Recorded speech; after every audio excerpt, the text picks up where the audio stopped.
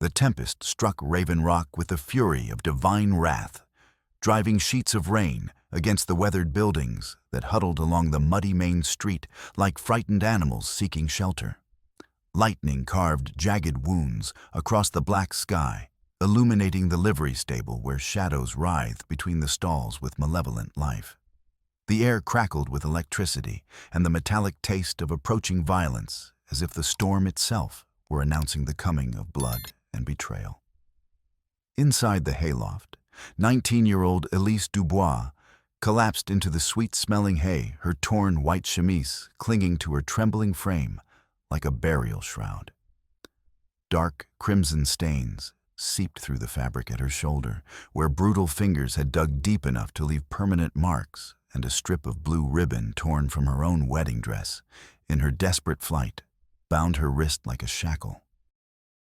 Her raven hair spilled in wild tangles around a face pale as moonlight on snow, and her bare feet bore the scarlet evidence of her frantic escape across the rocky ground behind Devereaux's sprawling ranch house.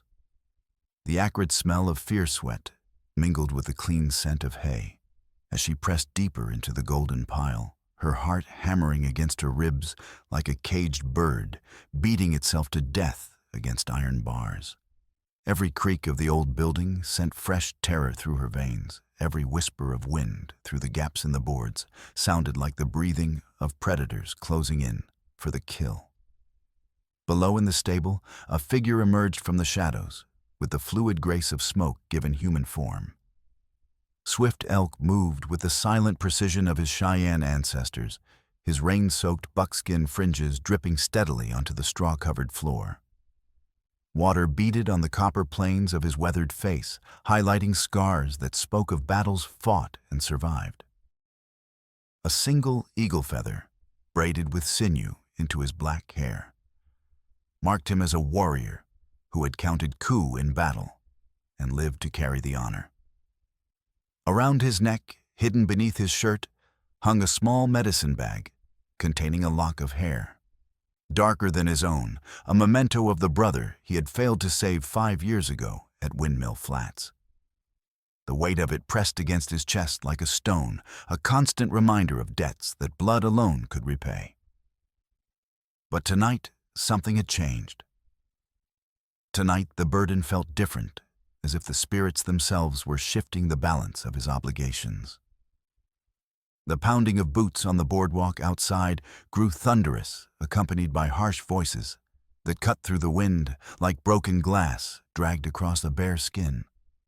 "Check every damned building from foundation to rooftop," shouted one man, his words slurred with whiskey and the kind of casual cruelty that marked men who had forgotten their humanity. She can't have gone far on foot, not in this weather. Swift Elk's obsidian eyes found Elise in the loft above, noting how she pressed herself deeper into the hay, like a wounded animal seeking the earth's embrace. Her breathing came in short, sharp gasps that misted in the cold air the breathing of prey that knows the hunters have caught the scent. "Breathe slow," he said, his voice pitched low enough that only she could hear it over the storm's violence. "Fear has a smell. They hunt by it, like wolves tracking wounded deer." Elise flinched as the voices drew nearer, her blue eyes wide with terror that seemed to age her beyond her 19 years. The innocence of youth was being stripped away, minute by minute replaced by the harsh knowledge that evil walked the earth in human form. "Consarnate Tom, check the hayloft." The words sent ice through her veins, freezing the very blood in her heart. She had thought herself safe in this sanctuary of hay and shadows, but Laurent Devereaux's men were thorough in their hunt for human prey. Swift Elk positioned himself between the ladder and the stable doors, his stance deceptively relaxed like a cougar pretending to sleep while death coiled in its muscles.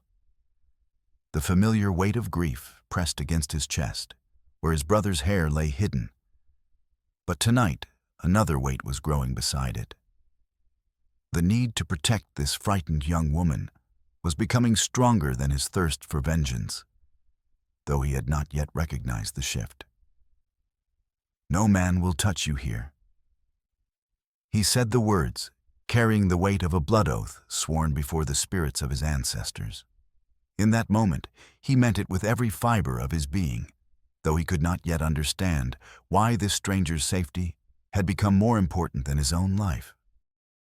The door exploded inward with a crash that sent the horses whinnying in terror, their iron shoes striking sparks against the stone floor. Yellow lantern light sliced through the dusty air, like a blade revealing the silhouettes of three men whose faces bore the hard stamp of violence. The leader, a thick-set brute named Disloyal Dan, held his Colt Navy revolver with the easy familiarity of a man who had used it to settle many arguments and silence many voices. Water dripped from his hat brim as his pig-small eyes adjusted to the gloom, searching for the prize that would earn him not only Devereaux's gold, but also the rancher's twisted gratitude. The smell of wet leather and gun oil hung around him like a shroud mixed with the sour stench of a man who bathed irregularly and cared little for the opinions of others. "You've seen a woman come through here half-blood." Dan's voice dripped with the casual contempt that frontier men reserved for anyone whose skin wasn't white enough to suit their narrow definitions of humanity. French girl about this tall, wearing next to nothing thanks to her torn-up wedding dress. Real pretty thing if you like them dark-haired and feisty. The last words carried an implication that made Swift Elk's jaw tighten, but he kept his expression as neutral as carved stone. "No women here. Only horses that don't like strangers and hay that minds its own business." Dan's companion, a wiry man with tobacco-stained teeth and the nervous energy of a rattlesnake, poked his pistol through the wooden slats of an empty stall. The metal clicked against wood with each jab, creating a rhythm like a funeral drum. Maybe she's hiding up in that loft like a scared rabbit. Tom, get up there and flush her out proper. The third man, younger and hungrier looking than his companions, started toward the ladder with eager steps. His eyes held the same cold light that Swift Elk had seen in the faces of cavalry troopers at Windmill Flats, the look of men who enjoyed their work when it involved causing pain to others. But Swift Elk moved with the startling speed of a striking hawk, his hand shooting out to seize the intruder's wrist and twist it against a support beam with brutal efficiency. Bones ground against wood as the man's gun clattered to the floor. The sound lost in his cry of pain that echoed off the stable walls like the screech of a dying animal. Stables closed for the night. Swift Elk said with deadly calm, releasing the man's wrist and watching him stumble backward. "Weather's got the horses spooked something fierce. Dangerous place for strangers who don't know their way around." Above them, Elise gripped the edge of the loft until her knuckles went white as bleached bone, her heart hammering so hard she was certain the men below could hear it over the storm. Through a gap in the boards, she could see Swift Elk standing below, like a guardian carved from living bronze, his presence radiating the kind of quiet strength she had never known existed in this brutal world. Their eyes met for just a heartbeat, in a shaft of lantern light dust motes dancing between them like falling stars, and in that moment, something passed between them that transcended words. Understanding born of desperation, recognition of kindred spirits caught in the same deadly trap, she started to whisper her gratitude. But he gave an almost imperceptible shake of his head, his lips forming a silent word that she somehow understood. "Quiet." Dan stepped closer, his hand moving to rest on the ivory grip of a knife sheathed at his belt. The blade had tasted blood before and hungered for more. Its edge honed to razor sharpness by a man who took pride in his tools of violence. "You're mighty protective of an empty, stable half-blood. Makes a man wonder what treasures you might be hiding in the shadows. Nothing that concerns men like you." Swift Elk replied, his voice carrying no fear, only the patient certainty of stone enduring against wind. "Best get your boys out of this weather before they catch their death of cold." For a long moment that stretched like eternity. The two men stared at each other while lightning painted the stable walls in harsh white light. The air between them crackled with the promise of violence, each man measuring the other's resolve, calculating odds and possibilities with the cold precision of professional killers. Finally, Dan spat a stream of tobacco juice into the straw and jerked his head toward the door. "Come on, boys. We'll try the church next. Father Mendez won't mind us looking through his holy house for a runaway bride, might even help us if we ask nice enough." The three men filed out into the howling wind, their voices fading as they moved down the street like wolves seeking easier prey. But Dan paused at the threshold, turning back with a smile that held no warmth or humanity. "Don't think this is over half-blood." He said his words carrying the weight of a promise. Mr. Devereaux's got a long memory and a longer reach. You'd best remember that before you get too comfortable in other folks' business. Swift Elk waited until their footsteps disappeared, entirely counting his own heartbeats until he was certain they were truly gone, before moving to bar the stable door with a heavy oak beam. But even as he secured their temporary sanctuary, he knew it would not hold them for long. Men like Dan always returned, and next time they would bring more guns and fewer scruples. Only then did Elise allow herself to breathe freely, the tension flowing out of her body like water from a broken dam. She descended the ladder on shaking legs, her bare feet silent on the wooden rungs despite their cuts and bruises. Each step was an act of faith, trusting that the man below would continue to protect her even though she had no right to expect such sacrifice from a stranger. Swift Elk turned as she reached the bottom, his weathered face softening slightly as he took in her injuries with a warrior's eye for wound assessment.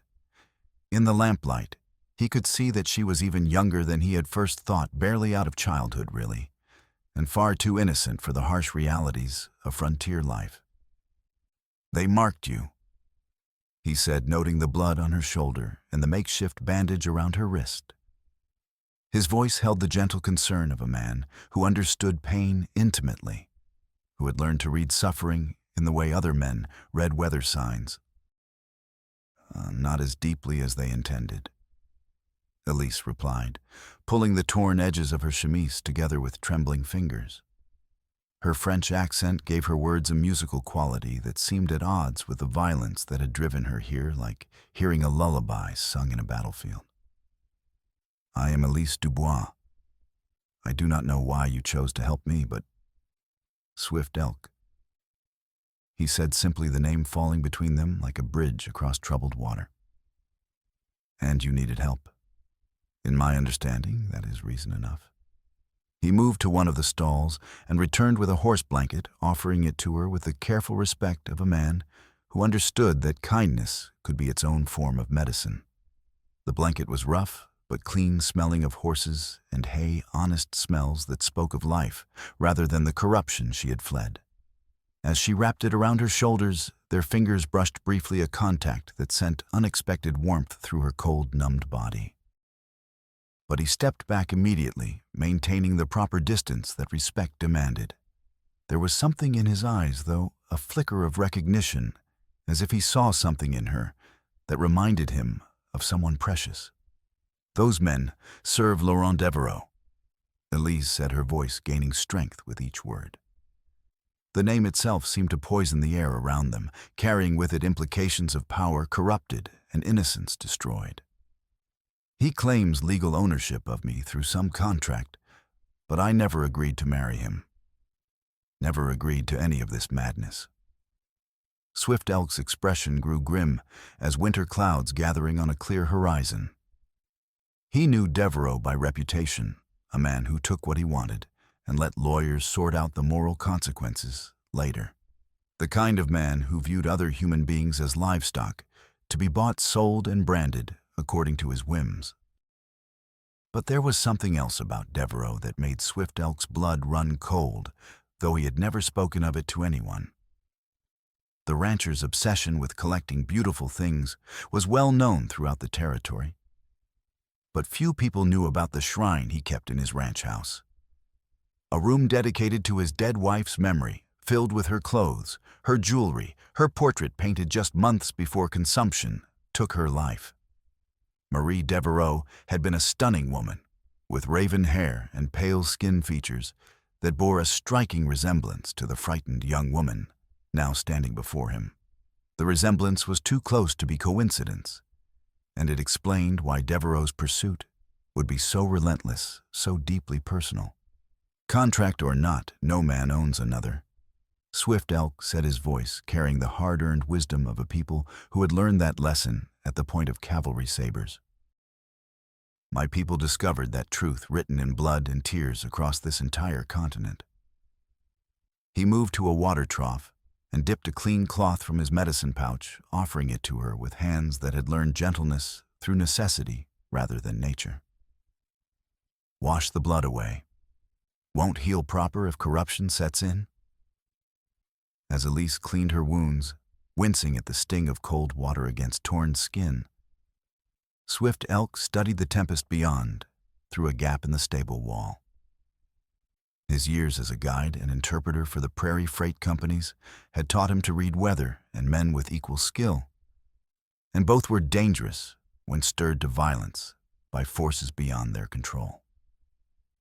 Hidden beneath his shirt, the lock of his dead brother's hair seemed to grow heavier against his chest. Little Crow had been barely 17 when the cavalry caught their hunting party at Windmill Flats, too young to die, but too proud to run when honor demanded he stand and fight. Swift Elk had led the survivors to safety, but the guilt of leaving his brother's body on that blood-soaked ground had followed him like a shadow ever since. But tonight, something was changing in the balance of his obligations. The need for vengeance against Little Crow's killer was being challenged by something equally powerful: the need to protect this innocent young woman from the predators who hunted her. He could not yet understand why her safety had become so important to him, but he could feel the shift in his soul like a physical thing. "Can't stay here much longer," he said, shaking off the weight of memory and focusing on the immediate danger. They'll return with reinforcements come dawn, and more men means fewer places to hide. Where can I go?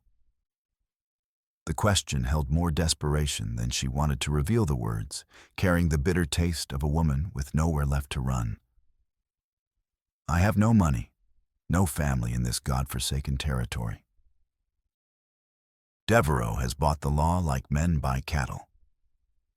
Before Swift Elk could answer, the stable door rattled under someone's measured knock, not the violent pounding of men bent on destruction, but the polite rap of someone seeking legitimate entry.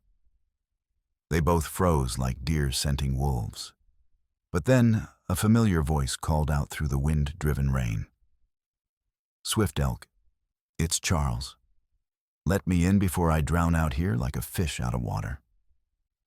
Swift Elk lifted the bar, admitting Dr. Charles Whitlow, a fair-minded white man in his 40s, who treated cowboys in Cheyenne with equal skill and charged both the same honest rates. Water streamed from his black coat as he hurried inside, carrying his medical bag and wearing the expression of a man bearing unwelcome news. But there was something else in Charles's demeanor tonight that struck Swift Elk as unusual. A nervous energy, a way of not quite meeting their eyes directly. The doctor kept glancing toward the door as if expecting someone else to arrive, and his hands trembled slightly as he set down his medical bag. Word spreading through town like wildfire in dry grass. Charles said without preamble, but his voice carried an odd undertone that Swift Elk's warrior instincts recognized as fear poorly concealed. "Devereaux's claiming you kidnapped his lawfully wedded wife. Deputy Willoughby's drawing up arrest warrants as we speak." Elise stepped forward, the horse blanket clutched around her shoulders like armor against the world's cruelty. "I am not his wife, lawful or otherwise. He brought me here under false pretenses, claiming my aunt's debts bound me to him in service. When I refused his advances, his foreman cornered me in the smokehouse with a blade. Charles examined her injuries with professional thoroughness, his fingers gentle as they probed the pattern of bruises on her shoulder and assessed the cuts on her feet. But Swift Elk noticed how the doctor's eyes kept darting toward the window as if he were watching for something or someone outside. These wounds tell their own story, Charles said grimly, but there was something rehearsed about his words, as if he had practiced them beforehand. But Devereaux has paper that says otherwise, and Weak Will Willoughby's not the type to question a man with gold in his pockets. What manner of paper?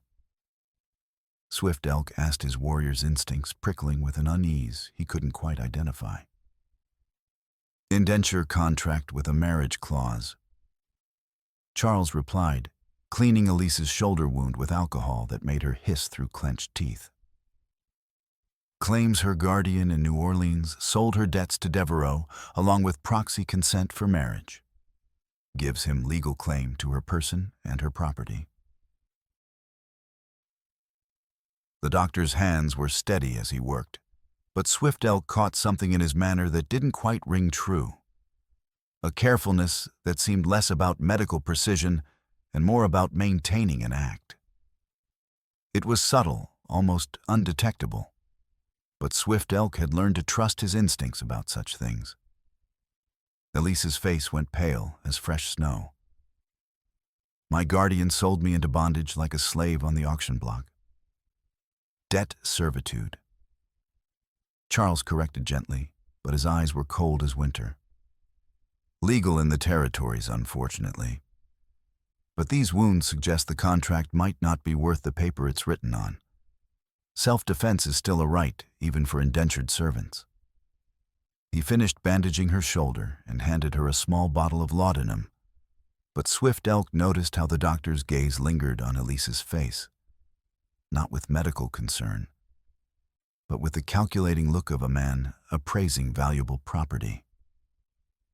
For the pain, Charles said. But use it sparingly. You'll need your wits sharp as knife blades for what's coming. Swift Elk moved to the stable's rear door, checking the alley beyond, with the caution of a man who had survived too many ambushes.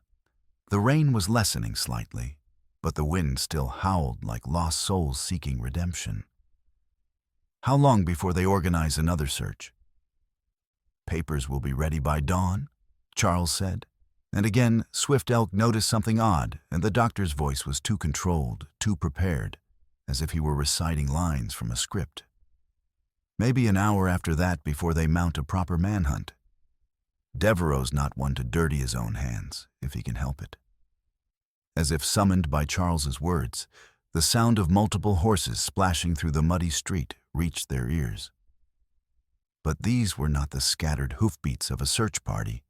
This was the organized thunder of a cavalry troop, moving with military precision through the storm-lashed night. Swift Elk counted at least a dozen riders from the rhythm of hoofbeats, far more than the 3 men who had searched the stable earlier. This was not a search party, but an army, and armies were brought to bear only when victory was considered certain. They're ahead of schedule, Swift Elk said, moving to the front door. Through a crack in the weathered wood, he could see Laurent Devereaux himself dismounting from a fine bay, gelding his pale hair plastered to his skull by the rain. The 50-year-old rancher cut an imposing figure in his tailored coat and silver-banded hat, but his eyes held something that went beyond mere calculation, an obsession that bordered on madness. Behind Devereaux rode Deputy Weak Will Willoughby, a soft-bellied man, whose badge carried more weight than his conscience. But it was the third figure that made every muscle in Swift Elk's body go rigid with recognition and barely controlled fury. Lucas Devereaux, Laurent's younger brother, sat his horse like the cavalry officer he had once been.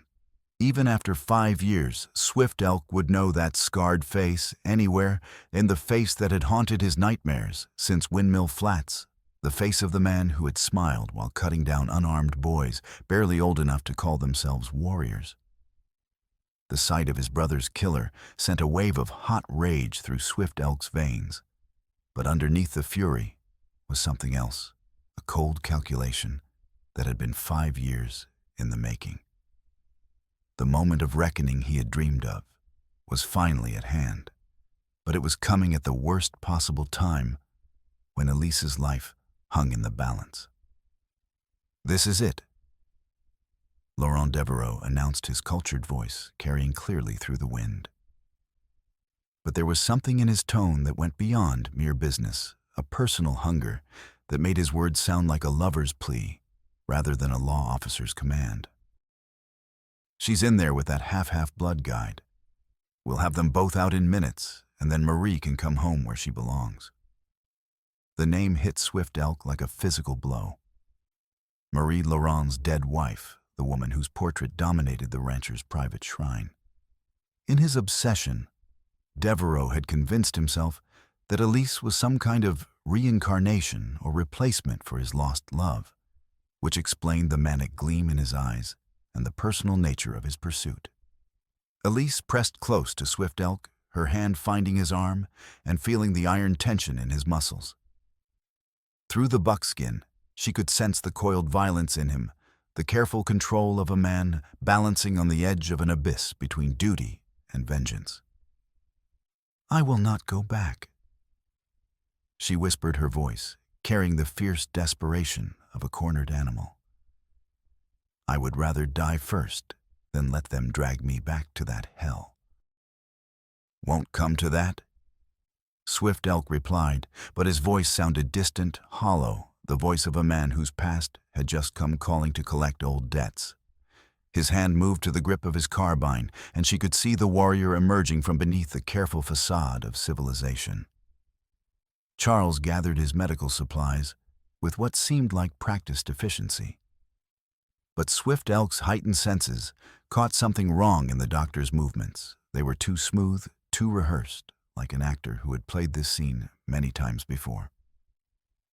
"There's a back way out through the alley," Charles said, but his eyes avoided direct contact with theirs. "You can reach the river path without being seen, but you'll need to move fast." "What about you?"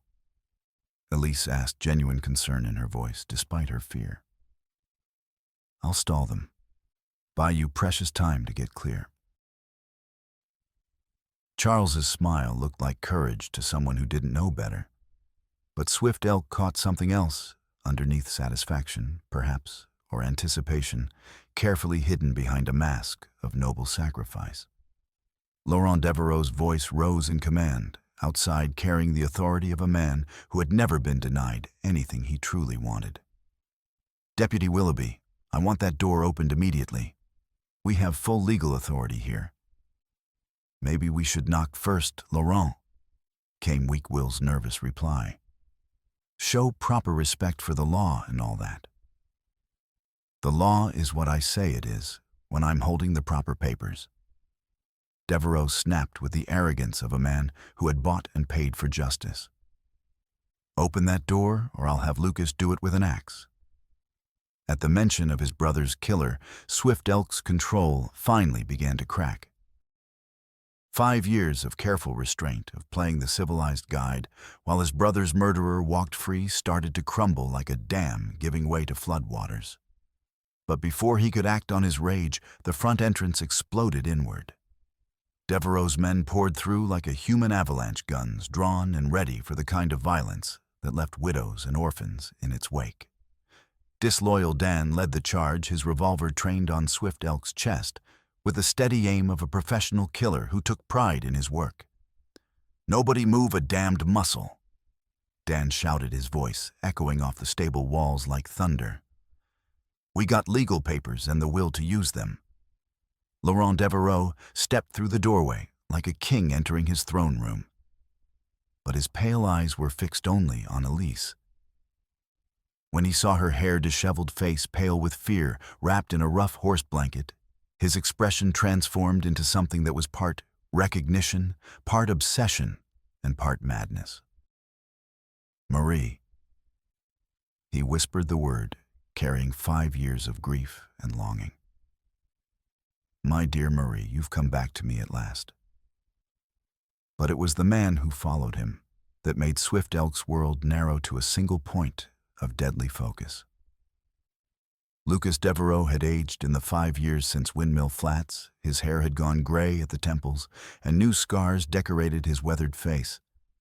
But his eyes still held the same cold pleasure in other people's pain.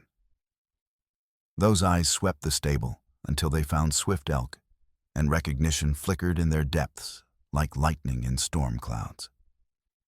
"Well, well," Lucas said, his voice carrying the cultured drawl of West Point and the casual cruelty of a man born to command. "If it isn't the famous Cheyenne guide. We meet again, half-blood." The words hit Swift Elk like physical blows, but he forced himself to remain still. This was not the time or place for the reckoning that had been 5 years in the making. Not with Elise's life hanging in the balance, not when the woman he was beginning to care for more than his own vengeance stood in harm's way. "There you are, my darling," Laurent said to Elise, his voice carrying the kind of desperate affection that made sane people step backward. "You've led us quite a chase through this dreadful weather, but you're safe now. Safe with me where you belong." "That is not my name," Elise said, stepping closer to Swift Elk and drawing strength from his presence. "I am Elise Dubois, not your dead wife, and I never consented to marriage with you or any other man. Your guardian's signature is all the law requires," Laurent replied, but his eyes never left her face, drinking in every detail, as if he were seeing a ghost made flesh. "Pierre Gaston had full legal authority over your debts and your future. He signed both over to me in exchange for passage money and a clean slate." He pulled out a document with hands that trembled slightly, not with fear, but with the fervor of a man handling a holy relic. "This gives me complete legal claim to your person and your property, including that valuable piece of water rights land your dear departed aunt left you near Quicksilver Mine." The truth hit Elise like a physical blow, but it was not the whole truth. Yes, Devereaux wanted the water rights, but looking at his face now, she could see that the land was secondary to his real obsession. He wanted her not for profit or political gain, but because in his madness he believed she was his dead wife, returned to him. "She's clearly frightened and confused," Swift Elk said, his voice cutting through the tension like a blade honed on bitter experience. "Let her choose her own path freely, without coercion or threat." Lucas Devereaux laughed, the sound as cold as winter wind through a graveyard. "Choose she's property, now half-blood, no more choice than a horse or a head of cattle. Though I'm surprised to see you concerning yourself with white women's troubles." His smile grew crueler as he drove the knife deeper. "Last time we met, you were more interested in running away from fights than standing up for anyone. Tell me, how is your little brother these days, still playing warrior games?" The words were designed to cut deep, and they found their mark with surgical precision. Swift Elk's jaw tightened, his hand moving instinctively toward his carbine, but he forced himself to remain still. The time for settling old scores would come, but not here. Not now, not when it would cost Elise her life. "What theft are we talking about?" Charles interrupted, stepping forward with his medical bag clutched in his hands. But something in his movement struck Swift Elk as wrong, too confident, too prepared, as if the doctor had been expecting this exact confrontation. "Kidnapping and interference with lawful contract," Weak Will said, his voice gaining false courage from the guns surrounding him. "That's criminal enough for a hanging, especially for his kind." Laurent nodded to his men with the satisfaction of a man who had never doubted the outcome. "Bring her to me, boys. Gently now, she's been through enough trauma already." 3 of his hands moved forward with the easy confidence of men who had done this kind of work, before their faces showing the casual indifference of professionals going about their business. But Swift Elk stepped into their path, his carbine still slung, but his stance making it crystal clear that blood would flow before he moved aside. No man will touch her while breath remains in my body." He said the words carrying the weight of a death oath sworn before the spirits of his ancestors. Then maybe that breath shouldn't last much longer. Dan snarled, raising his revolver with practiced ease. But Charles moved suddenly, his medical bag swinging in a wide arc that caught Dan's gun hand and sent the weapon spinning across the stable floor. "Enough violence," the doctor shouted, but his eyes held something that looked almost like satisfaction. "This is madness." Charles continued, but Swift Elk noticed that the doctor had positioned himself carefully behind a support post, not like a man seeking cover, but like someone who knew exactly where the bullets wouldn't fly. The next few seconds exploded into chaos, more violent than any prairie tornado.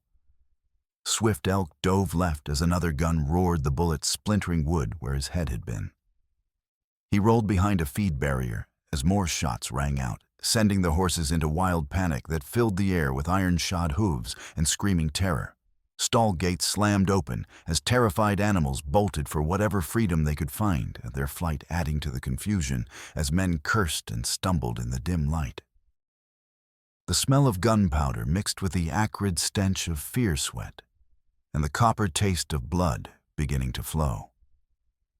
"Not when we're enforcing legal contracts," Laurent replied with the calm of a man who had ordered violence before and would do so again. "Deputy Willoughby, arrest that Indian for resisting lawful authority." Weak Will fumbled for his handcuffs, but a rearing horse knocked him sprawling into the mud and manure that covered the stable floor. His badge glinted mockingly in the lantern light as he scrambled to avoid being trampled by his own cowardice. Swift Elk rose from behind the barrier, his Spencer carbine now in his hands like an extension of his warrior's soul. The weapon was old, but deadly accurate in skilled hands, and his hands had been trained by necessity and tempered by loss that cut deeper than any physical wound. "Stand down," he commanded, his voice carrying the authority of a man who had faced death and found it manageable. No need for killing here unless you force the choice. There is, if you keep interfering with legal business." Dan snarled, swinging his recovered gun toward Elise with malicious intent. His face was bloody from Charles's blow, making him look even more savage than usual. "Maybe we should remind you what happens to breeds who forget their place in the natural order." The threat against Elise triggered something primal in Swift Elk's warrior soul. The careful control he had maintained for 5 years shattered like glass, struck by lightning, replaced by the deadly fury of a Cheyenne warrior, protecting what had become precious to him, more precious perhaps than his own need for vengeance. He moved with fluid speed that seemed to bend time itself, closing the distance between them in 3 flowing strides. His carbine stock caught Dan across the jaw with a sound like breaking branches, spinning the larger man around and sending his gun flying into the hay like a child's discarded toy. 2 more of Devereaux's men rushed him, but Swift Elk fought with the deadly efficiency of a warrior trained in the brutal school of frontier survival. He drove his shoulder into one man's ribs with enough force to crack bone, then used his carbine barrel to parry a Bowie knife thrust from the third attacker with a ring of steel against steel. "Enough of this foolishness," Laurent roared, but his voice carried more than anger. It carried the desperate frustration of a man seeing his obsession slipping away from him. He fired a shot into the stable's ceiling, sending fragments raining down like wooden snow. The next shot goes into Marie's heart. Everyone froze, as if turned to stone. Laurent's pearl-handled revolver was trained directly on Elise's breast, his finger white with pressure on the trigger. But in his eyes was not the cold calculation of a businessman, but the wild desperation of a man whose madness had finally been revealed. "Drop your weapons, half-blood, or she dies right here in the mud and straw," Laurent said, but his voice broke slightly on the words.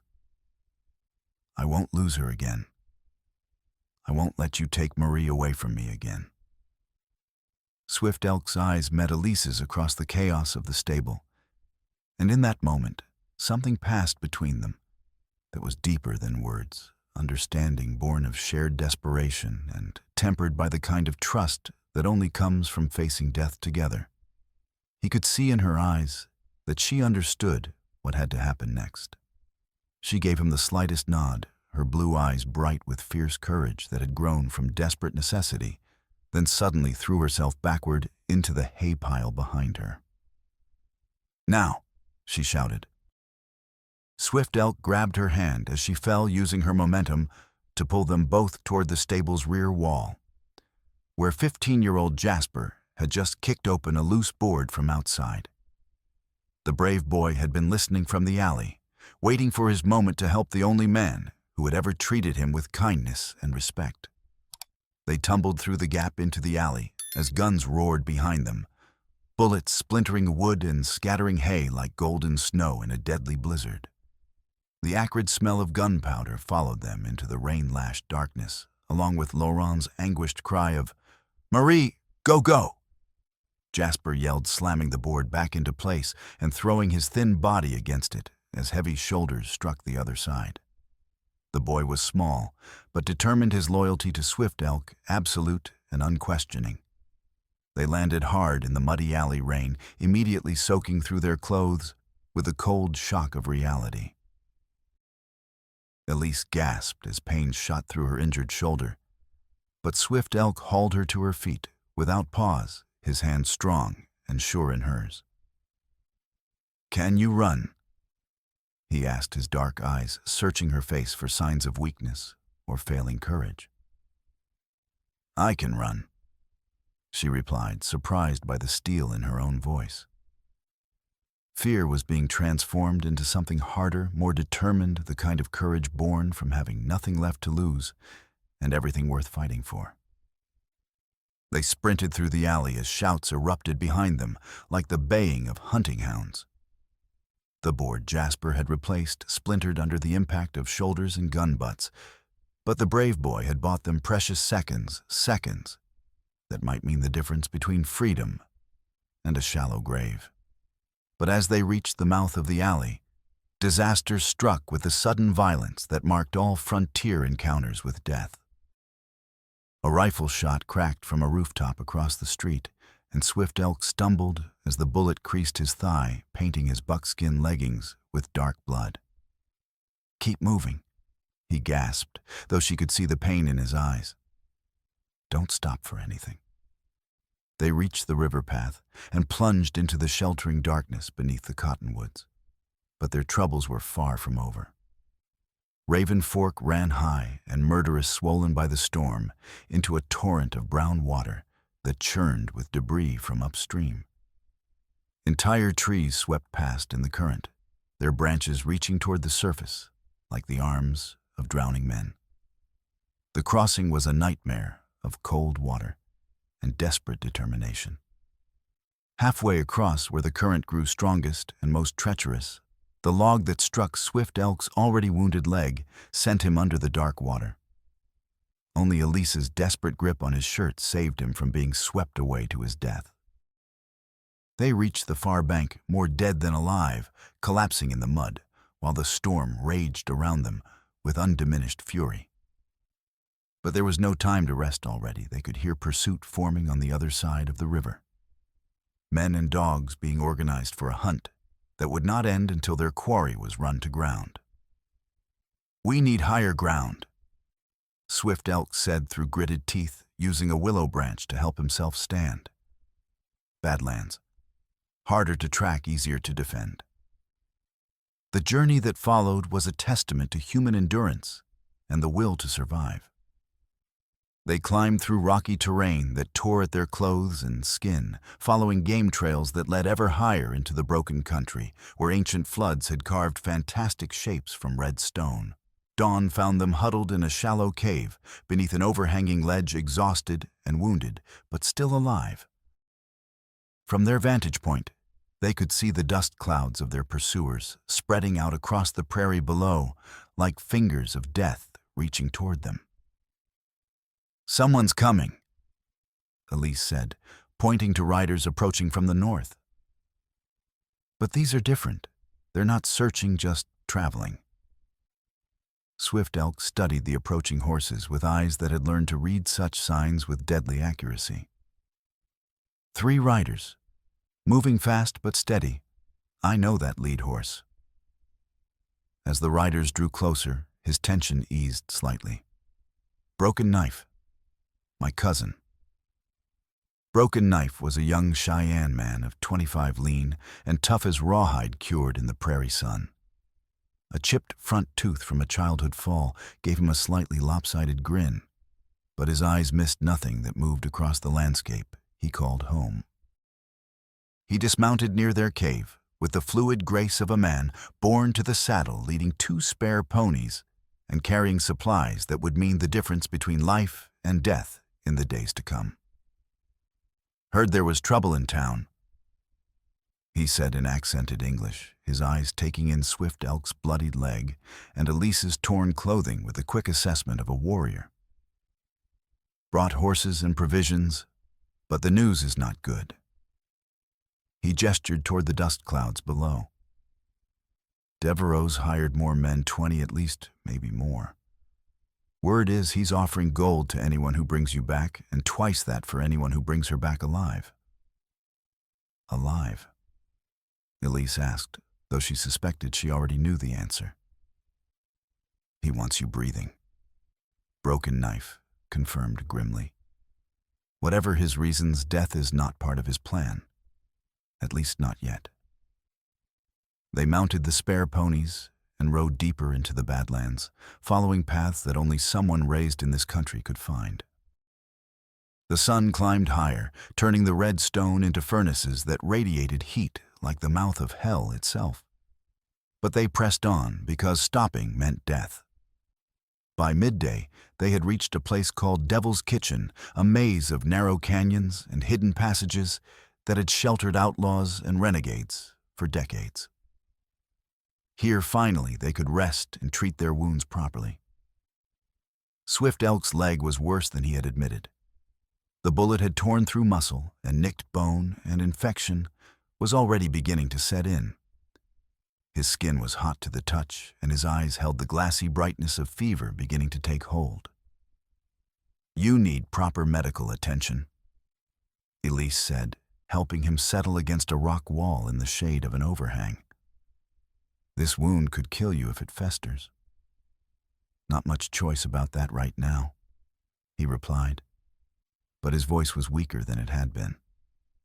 "We patch it up and keep moving, or we die here. No middle ground." She tore strips from her petticoat to make fresh bandages, wetting them in a clear spring that bubbled up from the rocks. As she worked to clean his wound, their faces were close enough that she could feel his breath on her cheek, could see the pain he was trying to hide. "Tell me about your brother," she said softly, hoping to distract him from the agony of her ministrations. "The one whose hair you carry."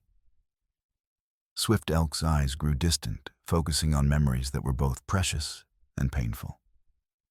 Little Crow. 7 years younger than me, but braver than any warrior I ever knew. He could track a butterfly through a thunderstorm and shoot a running rabbit at 50 yards. His voice grew softer, more vulnerable than she had ever heard it. He followed me everywhere, did everything I did. When the soldiers came to Windmill Flats, he wouldn't run because I wasn't running. Died because he trusted me to know what was right. What happened there? Cavalry patrol caught us away from the main camp. 2 companies against 12 warriors, hopeless odds, but Little Crow wanted to fight anyway. Said it was better to die as a warrior than live as a coward. Swift Elk's jaw tightened. I made the decision to retreat to save who I could. Saved 8 men, but lost 4. Lost him. Elise's hands stilled in their work. "You saved 8 lives. Lost 4, he repeated as if the mathematics of survival were a weight he would carry forever. "Including the one that mattered most." "And now?" she asked gently. "What matters most now?" Their eyes met, and she saw the exact moment when something shifted in his heart. The need for vengeance was still there, but it was no longer the driving force of his existence. Something else had taken precedence, something that looked suspiciously like love, though neither of them was ready to name it yet. "Now I have something else to protect," he said simply. The moment was broken by Broken Knife's sharp whistle danger approaching. They could hear horses now, many of them picking their way carefully through the maze of canyons. The hunters had found their trail and were closing in with the patience of men who knew their quarry was wounded and exhausted. "Time to go," Swift Elk said, struggling to his feet despite the obvious pain. "There's another way out of here, but it's dangerous even for healthy people." The path he led them to was barely wide enough for a man on foot, a narrow ledge that wound around the canyon wall 30 feet above the rocky floor. One misstep would mean death on the jagged stones below, but it was their only hope of escape. They made their way along the ledge in single file backs pressed against the rock wall, trying not to look down at the fate that awaited anyone who lost their footing. Elise's injured shoulder screamed with pain.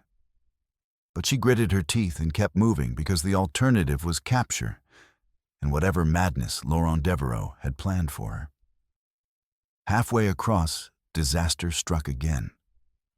A section of the ledge, weakened by countless years of freeze and thaw, crumbled under Broken Knife's weight.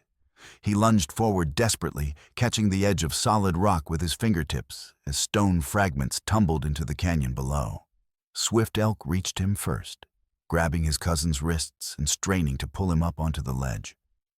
But his wounded leg betrayed him buckling under the strain, and for a moment it seemed like both men would plummet to their deaths. Then Elise was there, throwing her weight against Swift Elk's back, adding her strength to his as they hauled Broken Knife to safety. The three of them collapsed on the narrow ledge, breathing hard and acutely aware of how close death had come to claiming them all. "Mark, that's twice you've saved my life," Swift Elk said to Elise, his voice rough with emotion and exhaustion. "Then we're even," she replied, though they both knew that what was growing between them went far beyond simple debt and obligation. They completed the crossing as shouts echoed from the canyon floor below. Their pursuers had found the bodies of men who had tried this route before and failed. The sound of horses being pulled back to find another way gave them a few precious minutes' head start. The path led to an ancient Cheyenne sacred site, a circle of standing stones that had been old when Swift Elk's grandfather was young. Here, hidden among the monoliths, was a cache of weapons and supplies that the tribe maintained for emergencies. "We can make a stand here," Broken Knife said, checking the loads in his rifle. "Good fields of fire, plenty of cover. They'll pay a heavy price for every foot of ground." But Swift Elk was studying the landscape with the eye of a tactician, weighing options and possibilities. The sacred site was defensible, but it was also a trap. Once cornered here, there would be no escape if their ammunition ran out or if Devereaux brought up enough men to surround them completely. "No," he decided. "We keep moving. There's an old mining camp about 5 miles north Mercury Falls. If we can reach it, we might find help." The journey to Mercury Falls became a running battle across some of the most unforgiving country on the continent. Their pursuers had split into multiple groups, trying to surround them and cut off all avenues of escape. More than once, they had to dodge rifle fire from hidden positions as they made their way through narrow passes and across exposed ridges. Swift Elk's wound was getting worse, slowing them down at exactly the wrong time. His leg was swollen and hot to the touch, and his breathing had become labored with the effort of staying in the saddle. But he refused to stop, knowing that rest would mean death for all of them. It was Elise who finally made the decision that saved them all. When Swift Elk swayed in his saddle and nearly fell, she grabbed the reins of his horse and led them off the main trail toward a hidden canyon she had spotted from a ridge. "We stop here," she said with authority that brooked no argument. You're no good to anyone if you fall off your horse and break your neck. The canyon contained the ruins of an old line shack, just 4 walls and part of a roof, but enough to provide shelter while she tended to his wounds. Broken Knife kept watch while she cleaned and redressed Swift Elk's injured leg, using supplies from the sacred site's cache. "It's bad," she said quietly, so Broken Knife wouldn't overhear. "The infection is spreading. You need a real doctor, not just field medicine." "I know," Swift Elk replied, his voice tight with pain, and something else, regret perhaps, for the things he might never get to say. "If we don't make it, we will make it," she interrupted firmly. "All of us. Together." It was then that he understood the truth that had been growing in his heart since their first meeting in the stable. Somewhere in the desperate flight across hostile country, his priorities had shifted completely. Vengeance against Lucas Devereaux was no longer his primary concern. Protecting Elise had become the most important thing in his world. "Why?" he asked, studying her face in the dim light, filtering through gaps in the roof. "Why is this so important to you? You could have left me behind, taken your chances alone." She was quiet for a long moment, her hands gentle as they secured the bandage around his leg. "Because you stood between me and evil, when you had no reason to care whether I lived or died. Because you've shown me that there are still good men in this world, and I won't let them be destroyed by the bad ones." Their faces were close together in the dim light, and for a moment it seemed like something important was about to be said. But Broken Knife's sharp whistle broke the spell riders approaching too many to count. Through gaps in the walls, they could see Laurent Devereaux himself leading the search, his pale hair visible beneath his hat. But it was Lucas who made Swift Elk's blood run cold. The cavalry officer was directing his men with the precision of a military operation, turning their pursuit into a methodical hunt that would leave no escape route uncovered. 20 men, maybe more," Broken Knife reported grimly. "They've found our trail, and they're following it like bloodhounds." The siege that followed lasted through the remainder of the day and into the night. Devereaux's men surrounded the canyon, but didn't attack directly. They were content to wait, knowing that their quarry was wounded and running out of supplies. As darkness fell, they could hear Laurent's voice echoing off the canyon walls, calling out to Elise with the desperate pleading of a man whose sanity had finally snapped completely. "Marie, my darling. Marie, please come home to me. I know you're frightened, but there's nothing to fear. I've built you a beautiful room, just like the one we shared before the fever took you. Come home, and everything will be the way it was." The words sent chills down Elise's spine, confirming her worst fears about the nature of Devereaux's obsession. In his madness, he truly believed she was his dead wife returned to him, and he would never stop hunting her as long as breath remained in his body. "We need to break out of here," she said quietly. "He'll never give up, never let me go. This ends only when one of us is dead." Swift Elk nodded grimly. He had been thinking the same thing, weighing their options and finding them all desperate. But there was one possibility, dangerous, probably suicidal, but their only real chance. "There's a way," he said, his voice barely above a whisper. "But it means going through them, not around them. And it means facing Lucas directly." He explained his plan, and both Broken Knife and Elise stared at him, as if he had suggested flying to the moon. It was audacious beyond belief, requiring perfect timing, and a degree of luck that bordered on divine intervention. "It's suicide," Broken Knife said flatly. "Maybe," Swift Elk agreed. "But it's our only chance. And if I'm going to die, I'd rather it be while settling accounts with my brother's killer." They waited until the darkest hour before dawn, when exhaustion would be taking its toll on the sentries, and visibility would be at its worst. Then, moving with the silent precision of hunting wolves, they began to execute the most desperate gamble of their lives. The plan called for Broken Knife to create a distraction on the north side of the canyon, while Swift Elk and Elise made their escape to the south.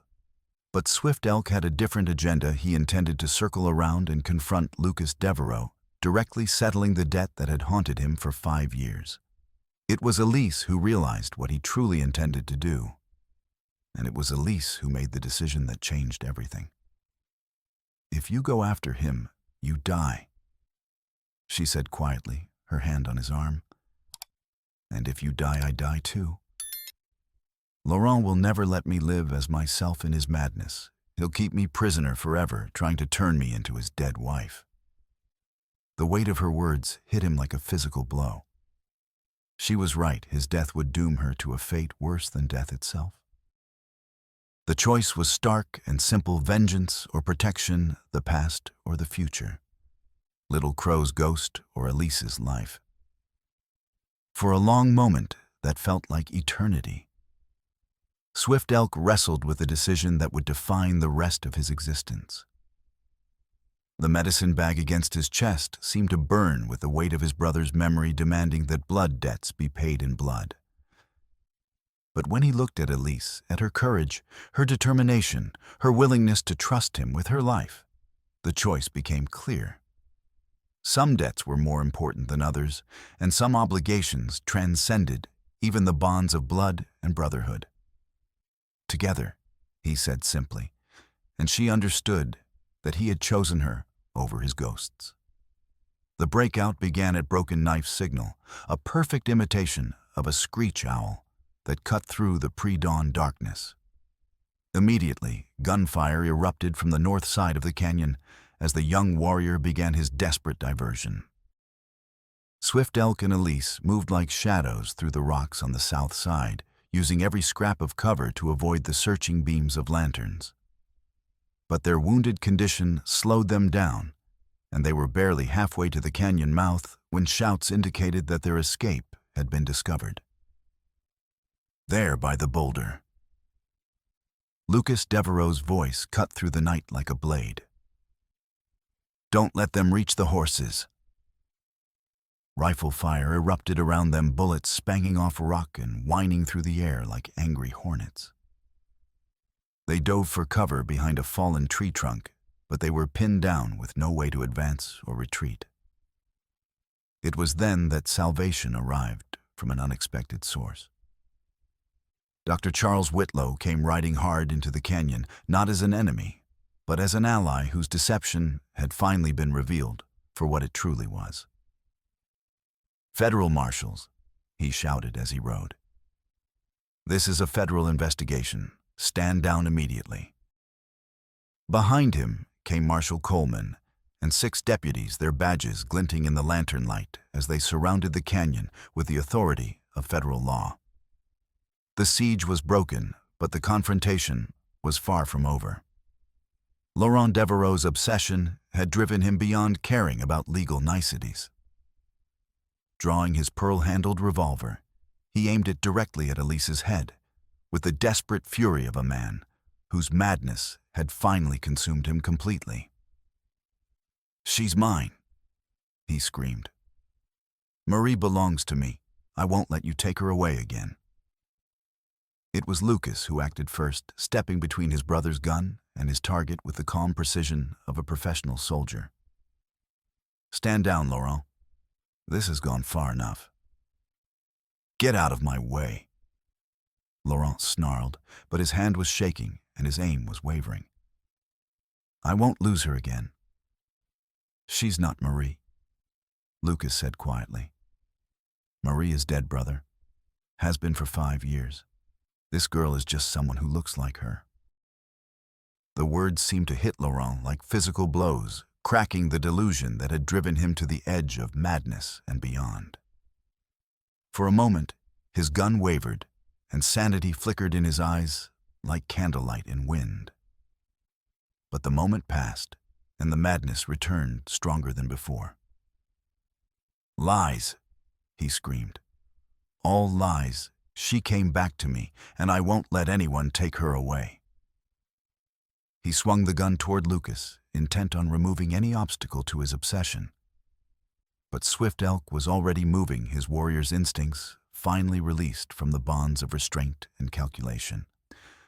The two men collided with the violence of avalanche meeting mountain, and the gun went off harmlessly into the air. They rolled across the rocky ground, each seeking advantage over the other 5 years of hatred and pain, finally given physical expression. Lucas was larger and stronger, his military training evident in every move. But Swift Elk fought with the desperate fury of a man protecting everything he held dear. And grief can be a weapon more powerful than any blade. The fight ended when Lucas's head struck a boulder, with a sound like breaking pottery. He lay still in the dust, his pale eyes staring sightlessly at the stars that were beginning to fade in the growing dawn. Laurent Devereaux's scream of anguish echoed off the canyon walls, a sound of loss and madness that would haunt the survivor's dreams for years to come. He knelt beside his brother's body, the gun forgotten in his grief, all fight finally gone out of him. It was over. The pursuit, the violence, the madness, all of it ended in that dusty canyon as federal marshals moved in to restore order and justice to a situation that had spiraled beyond all control. But for Swift Elk, kneeling beside Lucas Devereaux's still form, the victory felt hollow. 5 years of planning and dreaming of this moment, and when it finally came, all he could think about was Elise, whether she was safe, whether she was hurt, whether she would forgive him for the violence he had been forced to commit. She was beside him before he realized. She had moved her hand gentle on his shoulder as he stared down at his brother's killer. "It's over," she said softly. "Little Crow can rest now. I thought I would feel different." He admitted, his voice rough with emotion and exhaustion. "I thought vengeance would heal something inside me, but all I feel is tired." "Because vengeance was never what you really needed," she replied with the wisdom of someone who had learned hard truths about the nature of healing and forgiveness. "You needed to save someone instead of losing them. You needed to choose life over death." The trial that followed became a sensation throughout the territory, but it was not the straightforward proceeding that many had expected. Devereaux's lawyers fought with the desperation of men whose own freedom depended on their client's acquittal, using every legal trick and technicality they could find. They claimed that Laurent had been driven temporarily insane by grief, that Lucas had been acting in self-defense, that the original indenture contract was legally binding regardless of any alterations that might have been made. For weeks, it seemed like money and influence might triumph over justice once again. It was Dr. Charles who provided the evidence that finally tipped the scales. His months of undercover work had produced a detailed record of corruption that reached into the highest levels of territorial government. Bribery, fraud, intimidation. It was all documented with the precision of a man who understood that justice often depended on paperwork as much as righteousness. The revelation that Charles had been working for federal authorities all along recast everything that had happened in a new light. His apparent betrayal at the clerk's office had been carefully orchestrated theater, designed to convince Devereaux's men that he was truly on their side, while he gathered the final pieces of evidence needed to bring down the entire criminal conspiracy. When Elise took the stand to testify about her experiences, the courtroom fell silent as death.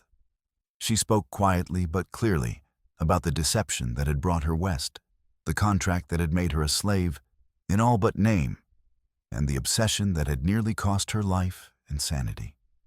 Her dignity and courage in the face of her ordeal moved many in the audience to tears, but it was her words that carried the true power to change hearts and minds.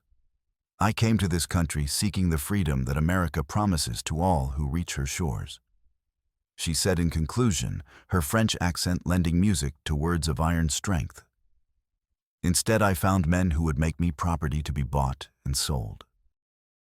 But I also found others who were willing to risk everything to help a stranger find justice. That gives me hope for what America can truly become. The verdict was swift and decisive.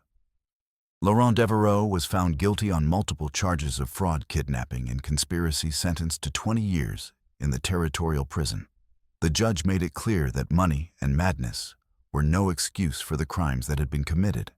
In the months that followed, Elise worked to rebuild her life with the quiet determination that had carried her through her darkest hours. The water rights to the land near Quicksilver Mine were restored to her legal control, but she chose not to exploit them for profit, as Devereaux had planned. Instead, she worked with Swift Elk and the local Cheyenne band to establish a sharing agreement that guaranteed access to the springs for both the growing town and the Native American families who had used them for countless generations. It was not a perfect solution. Perfect solutions were rare on the frontier, but it was fair and just. Swift Elk resumed his work as a guide and interpreter, but now he also served as an advocate for Native American rights in the territorial courts.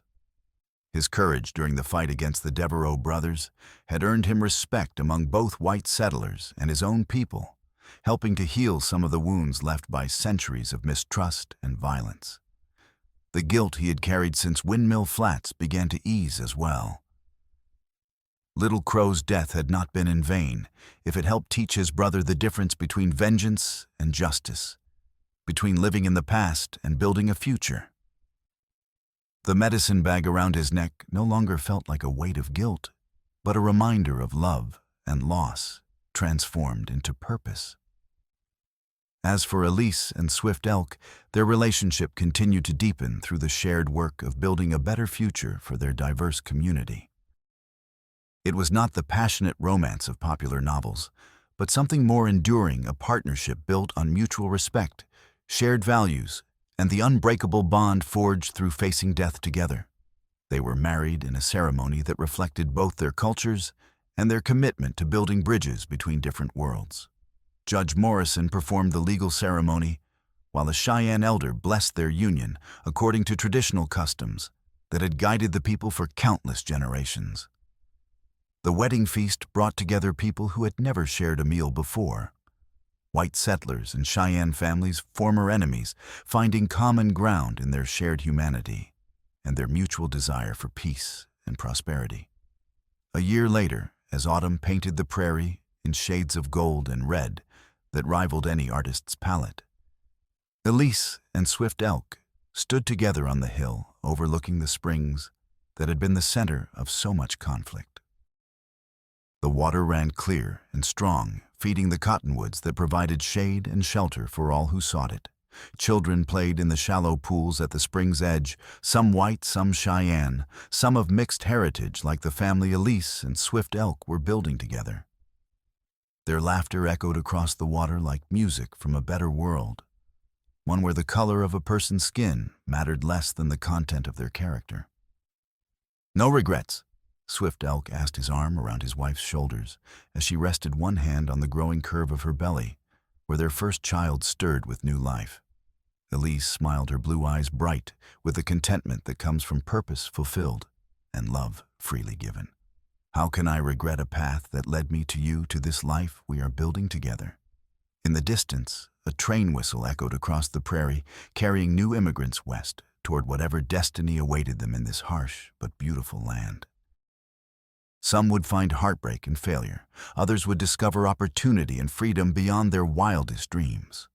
All would face the same choice that had confronted Elise and Swift Elk, whether to stand together against injustice or to let fear and prejudice divide them into warring camps that served no one's interests but those who profited from discord. As the sun set over the endless grassland, painting the sky in shades of fire and gold that spoke of promises kept and futures earned, two people who had found love in the midst of struggle looked toward a tomorrow built on the foundation of justice they had helped create. It was not perfect, Nothing ever was on the frontier, where survival often mattered more than ideology, but it was honest and fair, and theirs bought with blood and tears, and the kind of courage that comes from having nothing left to lose and everything worth fighting for. The wind carried the scent of sage and wildflowers across the prairie, along with the distant sound of children's laughter and the gentle lowing of cattle settling for the night. Life continued its eternal rhythm, carrying within it the seeds of both hope and sorrow, justice and injustice, love and loss. But on this hill, in this moment, watching their community grow and prosper under the protection of laws that served all people equally, there was peace. Not the peace of the grave or the silence of surrender, but the living peace of justice achieved and maintained through vigilance and courage. The medicine bag around Swift Elk's neck now contained not only his brother's hair, but also a lock from his wife and a small stone from the place where they had first stood together against overwhelming odds.